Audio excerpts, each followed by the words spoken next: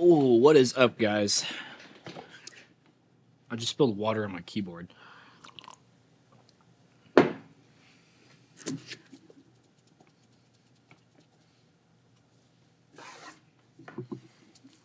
this video started off great. Anyways, so today's video is all about the effects on all the instruments and everything, and the room mics and all that fun stuff. Speaking of making things wet. Okay, no. That could go so many ways. Christian show. Okay. Anyways, I'm excited because I think you'll be surprised at stuff I do put reverb and stuff on, and you'll probably be surprised at stuff that I don't. And I can't wait to guys to show you the overall room verb, the whole like live album verb, because it makes a big difference, and it's very, very cool, especially if you have crappy room mics or don't have room mics at all. So we're gonna dive into that. But before I do that, let's talk about the mixing cheat sheet below. It's absolutely free. It's great EQ and compression starting points. So if you have not picked that up yet, please do. It's going to help. You can literally, it's a little PDF. You just put it up to the side of your computer, and then you can, while you're mixing, you can just reference it, and it's perfect. And it's something I wish I would have had when I first started, or even like a few years ago. I wish I would have had that. So check that out down below. Absolutely free. Pick that up. All right, so let's dive in to the video. We are going to start on bass guitar. I put a ton of reverb on bass guitar. I'm kidding. We're not doing that. Okay. Anyways, I'm going to start on percussion because, like I said in the last video, drums, I did a whole drum series, and I go through all the effects that I do on drums. So go check that out if you have not checked that out. It's on the just go to the whole YouTube channel, and then there's a whole series on that. So go check that out. Anyways, so we're gonna look at the percussion. The percussion, it's a little meticulous, but so on the tambo and on the shaker, I like to put a Valhalla plate on there at 3 seconds, and the mix to be very, very low. So just gonna solo the tambo real quick here as it comes in. This is very subtle, like super subtle. Because what I like to do, and I showed you guys the cymbal swell the other day, but I put super massive on it and put it at 40%, and it's crazy. So I'll just slow that real quick.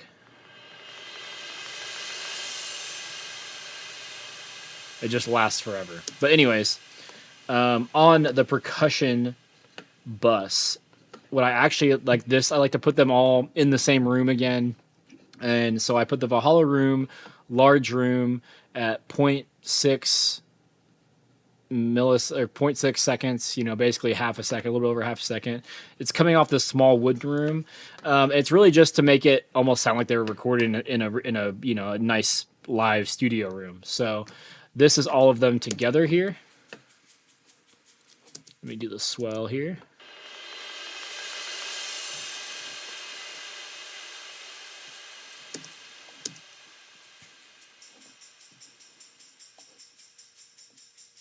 If I take this off, see, just very dry. But I actually like how these sound in the mix better whenever I turn this on. So let's just A/B that real quick.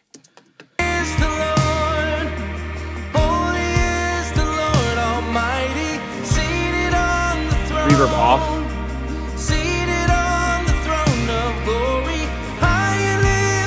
So for me, what this reverb does, the Valhalla room on the percussion bus, is it just takes away some of that harshness. It takes away some of that stuff that it kind of sticks out in the mix too much. And it's like, but when you turn it down, you lose it. And so that's what I really love about doing like this small little half a second reverb, is that it actually kind of just pulls it back in the mix, but in a nice organic way that you can't just do it like a fader or EQ. Because I actually like the sound of the tambo and the shaker, but I don't like, there's just something weird about when you EQ it, it just doesn't sound right. So very cool. On acoustic guitar, I like to put a little plate on here at about 3 seconds, and we put the mix at about 35 or 40%. So we'll just give that a listen.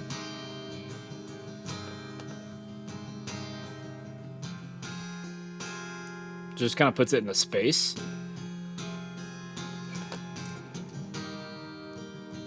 And with most acoustics, it's not up very far in the mix anyway. So putting a reverb on it pulls it back in the mix, makes it kind of sit a little bit better. And again, same with the percussion. There's just something very special about reverb taking away some of that harshness. And so there's some of those acoustic harsh frequencies that you just don't like. On electric guitars, I will have a Valhalla vintage verb ready. On this song, I'm not using it because if you listen to the electrics here,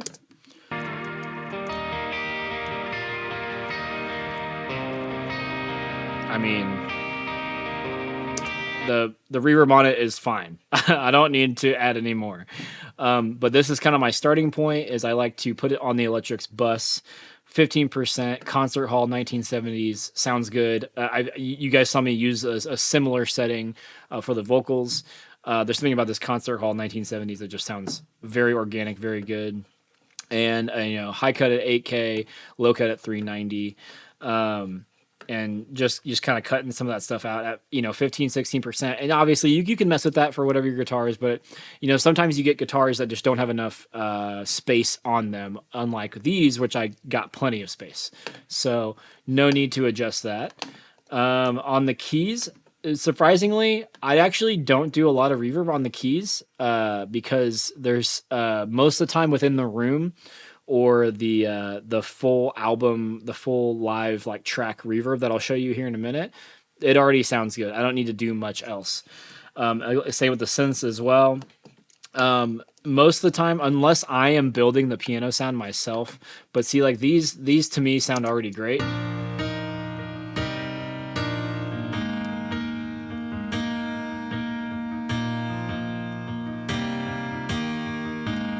And he already has some effects on them. I just didn't need to. And I almost like how, with this type of song, I like how, how they're cutting through the mix already. I didn't really, and adding any reverb would just take away from that. So, since it's not much, we did vocals last week. So if you guys have not seen that video, I go through all 6 of these effects of what I use for vocals almost every single time, so check that out.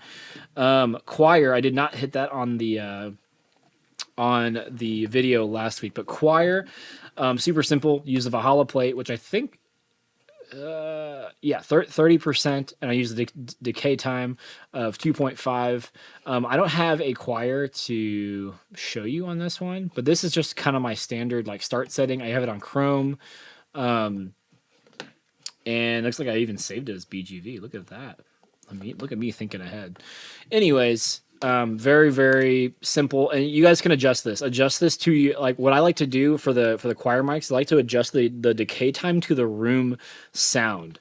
And so if you have room mics, you can kind of, if you can hear like a snare hit or maybe like a big hit where they kind of like ring out, you can kind of listen to how long that decay time is and just try to match that. I always find that matching, if you can match the decay time in the room that it was recorded in, it just sounds smooth. It sounds natural, right?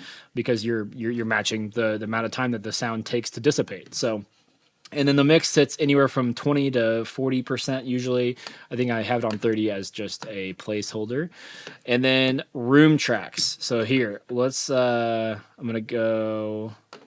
just give this a listen real quick. I'm using a Valhalla plate again. Don't need as much decay time because there's already decay, right? It's the room track. And so we got 1.5 here. This is pretty subtle because it's really just taking away some of those attack sounds. Like that's kind of the goal of me putting a reverb on a room mic, is to take away some of the attack sounds and then just make it sound more roomy, more organic.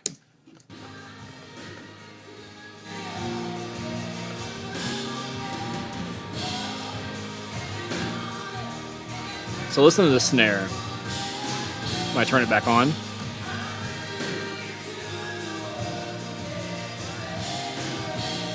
Just kind of takes away some of that attack sound coming through that I don't really need because I've got the overheads, I've got the snare mics, you know what I mean?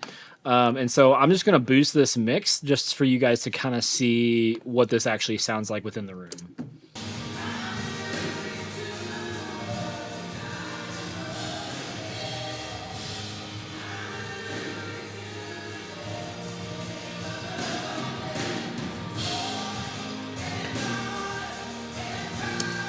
So it's pretty subtle, and it just depends on how you use your room mics. It depends on how good the room mics are. Did you guys have good audience participation? Obviously, for this one, we did not. So you're really just hearing drums and vocals and some guitar, right?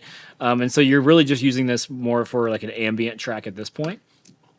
And then last but not least, we have our live album Verb.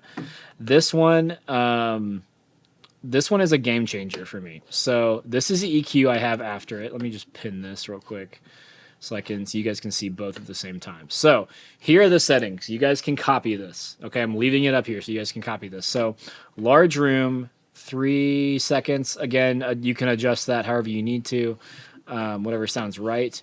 I don't think I even touch any of these settings. Yeah, I mean 100%, 10 millisecond pre-delay, literally nothing wild here. Okay. But this is what, for me, glues the entire song together, especially because I didn't love the room mic sound, even though I'm the one who recorded it. I did not do a good job. It happens, right? Or, there's some unexpected, things happen, or the placement you think is going to be good isn't good. Just happens. So this is the album Verb, what I call a live album Verb, but you can basically just call all Verb, whatever you want to call it. And then I pull out, a wide 195 here, so it goes all the way up to about 2K. That's pulling some stuff out. And so this basically just making sure it doesn't get overly muddy whenever I bring this in. Okay, so I'm just going to play the song and then bring it in.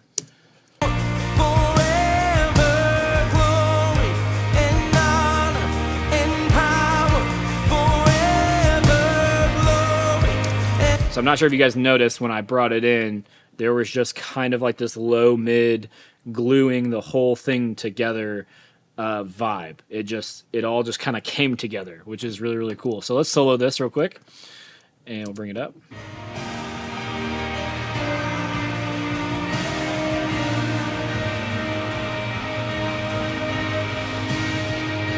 So if you guys are listening to it, to me, it basically just sounds like a room mic that I can actually have control of what goes into it, which is the whole idea. So I usually leave this in between like -9, -20. It really just depends on how good or bad the room mics are. If I get really good room mics and I have like 6 or 8 of them, this doesn't even get used. But this is here for backup, and in this song, I definitely needed it. So I think I had it around -13.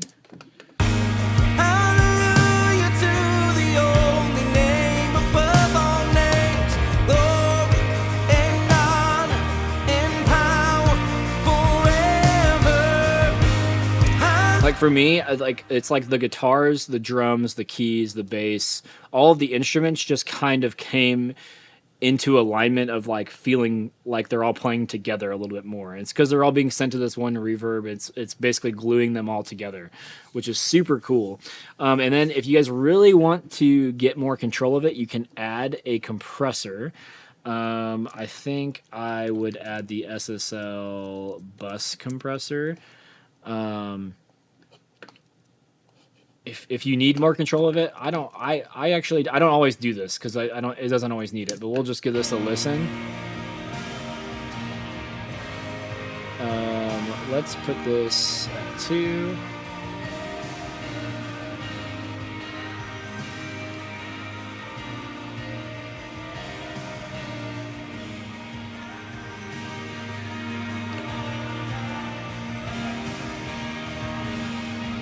You can get more control over it. That's 4 dB of gain reduction. It kind of adds more energy to it, which is really cool. But yeah, you can play with that. Doesn't matter what compressor you use. That's just the one that I really like. And that is pretty much the effects that I use on all of my other tracks. Again, every once in a while, depending on the synth track or something, I will add reverb. But if you listen to these synth tracks, he already added reverb. I just didn't. There's no reason for me to add more. And this is just a simple pad. you know, it already sounds good, and you know that's another thing is whenever you receive those tracks, don't feel like you have to put reverb on it. Don't feel like you have to EQ it. Don't feel like you have to compress it. If it sounds good, it is good every single time. So that's it. Thank you guys for checking out the video. Don't spill water on your keyboard, even though it worked fine the whole time. Thank God. But you know what? I mean, it's par for the course. Making, you know, we're trying to make the track more wet, and my keyboard got wet. My keyboard wanted some reverb, and unfortunately, I don't know how to add reverb and delay to my keyboard. If you guys know, let me know. And I'm not talking about keyboard, computer keyboard, wireless. Okay, anyways, I'm done. Check out the the mixing cheat sheet below, absolutely free, and I will see you guys on the next video.